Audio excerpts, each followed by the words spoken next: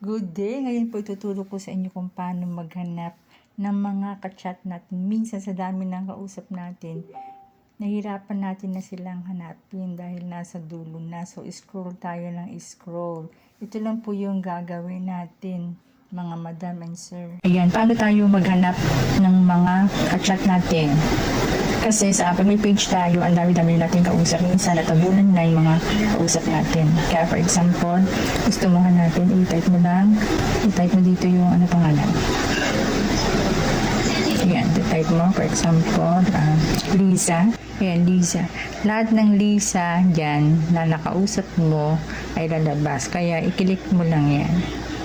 Ayan, pupunta na siya dun sa taong gusto mong hanapin. Okay? I hope may natutunan po kayo sa video ko. Thanks for watching. Face Corner, like and subscribe.